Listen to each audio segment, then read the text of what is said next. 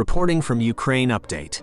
Russian forces are conducting an offensive operation to take Avdiivka into a pocket. They are focused on the northern part of the region. Russians captured the Terrakhon tactical heights to try to penetrate defenses along the northern edge of Avdiivka. Their goal is to control the chemical plant and cut off supply roads. However, the Terrakhon did not help much in this effort due to fire control issues and devastating Ukrainian drone strikes. Establishing positions on the mount is difficult. Losing the Terrakhon undermined Ukraine's defense along the tree lines. Russia has increased attacks across the fields as a result.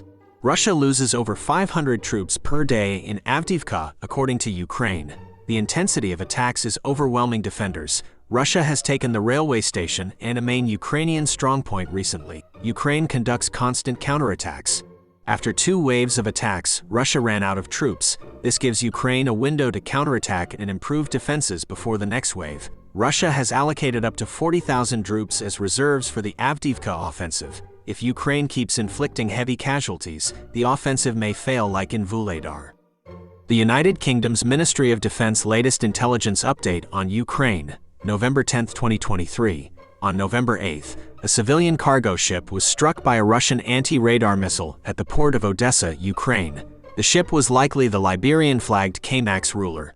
Ukrainian officials stated it was likely a Russian Kh-31 air-launched missile that hit the ship. A harbor pilot was killed, and 3 crew members and a port worker were injured in the strike. The ship was loading iron ore destined for China when it was hit.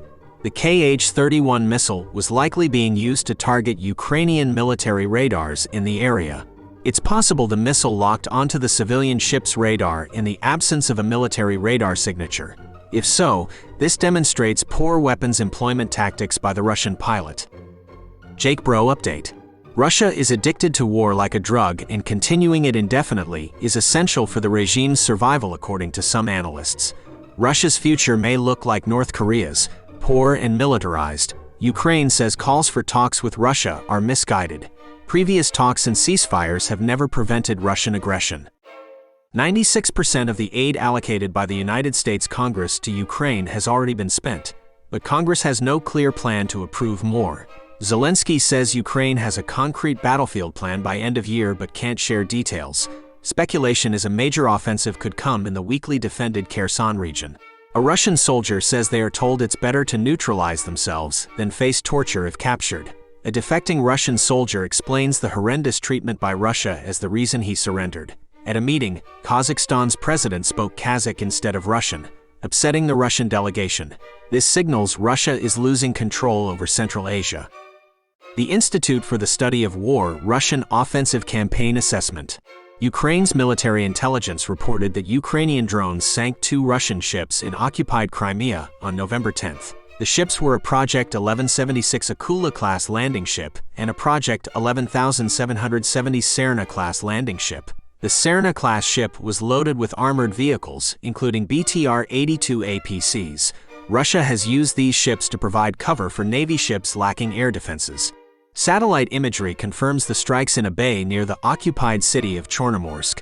This is a notable Ukrainian strike deep into Russian-occupied territory, demonstrating Ukraine's ability to target Russian forces and logistics far beyond the front lines. The losses underscore the vulnerability of Russian ships and logistics nodes in Crimea to Ukrainian strikes. Russia's seizure of Crimea in 2014 enabled it to base ships and forces there.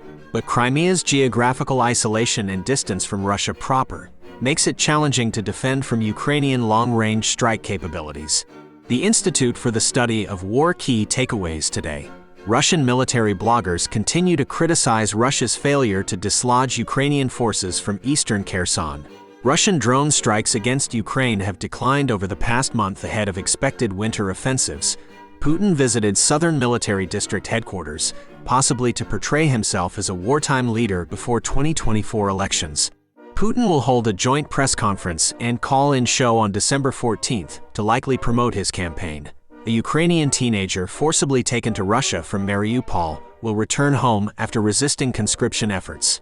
The UK-led Operation Interflex has trained 30,000 Ukrainian soldiers as planned between June 2022 and December 2023. Russian forces conducted offensive operations along several axes but made limited gains. Russian forces continue to suffer from low morale and poor discipline.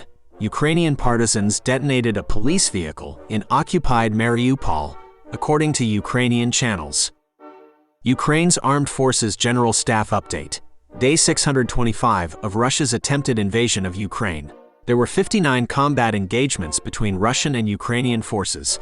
Russia launched 1 missile strike, 46 airstrikes, and 36 multiple launch rocket system attacks against Ukrainian positions. Russia's attacks resulted in civilian casualties and damage to civilian infrastructure. The situation remains active in eastern and southern Ukraine.